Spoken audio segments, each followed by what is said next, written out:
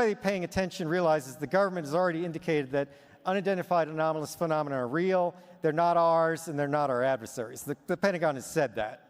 Like, for people that are paying attention, like, that shoe already dropped. Okay? You do not have, if someone asks you, do you believe there is life in the universe? You don't have to say yes or no. You can say, I don't know. As a scientist or as a person or a scholar, we are expected to justify our answers based on evidence. That's kind of the whole point of science. It's evidence-based reasoning. There's no evidence in this case. If we don't have data to support a position, we shouldn't be saying, well, the answer is this. Because as a scientist or as a person or a scholar, we are expected to justify our answers based on evidence. That's kind of the whole point of science. It's evidence-based reasoning. There's no evidence in this case. And I would also claim that holding a position is dangerous. It's dangerous because it can lead to expectancy bias. So this is a well-known effect since the 1950s in psychological experiments. If a psychologist who's doing the experiment thinks they know what the answer is before they do it, they subtly influence their subjects, and actually you end up getting a repeat cycle around it. It's called verification bias as well. Let's look a little more deeply into that. What is faith? It is belief in the absence of evidence. Now, I don't propose to tell anybody what to believe, but for me, believing when there's no compelling evidence is a mistake. The idea is to withhold belief until there is compelling evidence. So he's saying that what is faith? Faith is belief in the absence of evidence.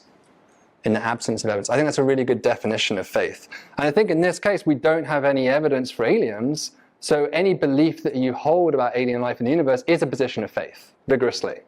I would claim that's true. And it's okay to have a position of faith on that, but it is a position of faith. It's not a scientific belief that you can justify based on any evidence that we can point at.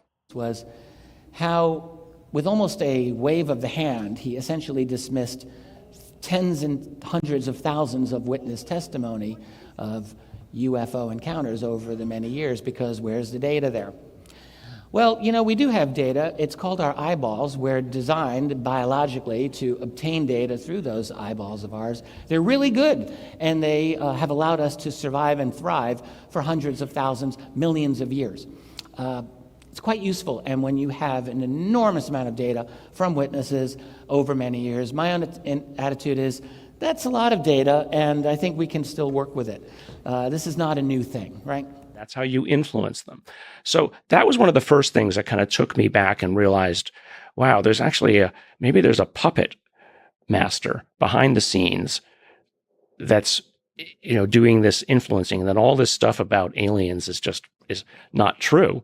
Per se, they're just a representation of something that is meant to influence. So that was probably the most interesting thing. I mean, the man is brilliant. He's also, it can be, and I'm sorry, Jacques, he can also be incredibly annoying to have a conversation with, because he will pick apart your arguments or anything that you think you know and show you why you don't know what you think you know. And he used the example that, for me, that is that all you need is one counter example to any conclusion, and you're wrong. And so I learned from him. I mean, I'm supposed to be a good scientist, but I learned from him, don't talk about conclusions, just talk about the data. Because data's not wrong. I mean, convince yourself that the data's not wrong or not an artifact, but be careful about your conclusions, because whatever is going on, it's much more complicated than we imagine. Wow, that's powerful. Being able to always step back, because we humans get excited. Yeah, we start to jump to conclusions from the data, but always step back. Well, powerful. Being able to always step back, because we humans get excited. Yeah, we start to jump to conclusions from the data, but always step back. Well, in some of my Twitter feeds, when I dare to go on Twitter, are full of, well, when are you going to give us the answer? Well, science is not immediate. You're going to have to be patient. And even some of my science colleagues have said, well, where's the data? My answer to them has been, where's been your work to try to produce any? Mm-hmm. I'm not here to give you everything on a silver platter. We talked offline how much I love data and machine learning and so on. And it's been really disheartening to see the U.S. government not invest as much as they possibly could into this whole process. So let's jump to the most recent thing, which is, what do you make of the report titled Preliminary Assessment Unidentified Aerial Phenomena that was released by the Office of the Director of National Intelligence in June 2021. So this was like, okay, we're going to step back and we're going to like, where do we stand and where do we hope the future is? What do you make of that report? Is it hopeful? Is it? I see it as very hopeful. Very hopeful. I think the adults are finally stepping up and being in charge, right? In the good sense of adult. What's that? In the good sense. In the good sense of adult. Childlike curiosity is a pretty powerful thing. That's true. Yeah. But it's also, I think, the people who were worried that the populace at large might run screaming into the streets and riot. They basically, the empiric evidence is they're wrong. These videos and all these things have been out for now, 5 years? Most people don't even know about it. Right. So as hyped as it's been and all over the newspapers that it's been and et cetera, even Tucker Carlson has talked about it many times on his news program. Joe Rogan has. A lot of people don't know about it. So I think people, if it's not affecting their day-to-day life, they're going on with their day-to-day life.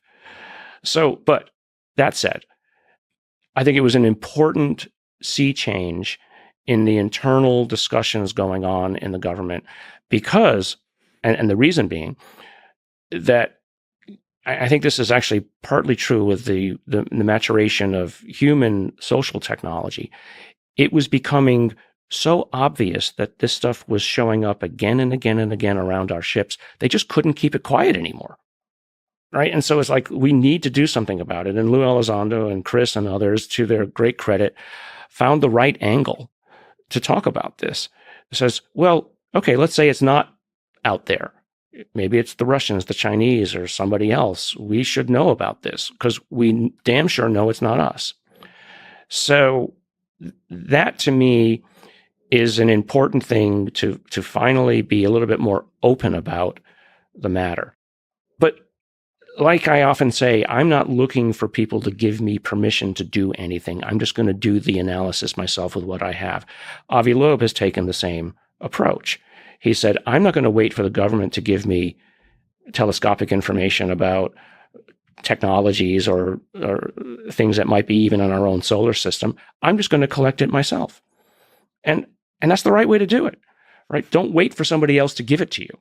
It's also possible to inspire a large number of people to do a wider spread data collection. Yes. I mean, you yourself can't do a large enough data collection that would, if you're talking about anomalous events. Right. You should be collecting high resolution data about everything that's happening on Earth in terms of the kind of things that would indicate to you a strong signal that something weird happened here. Is that all you need is one counter example to any conclusion, and you're wrong. Why would anyone be sick of checking the evidence?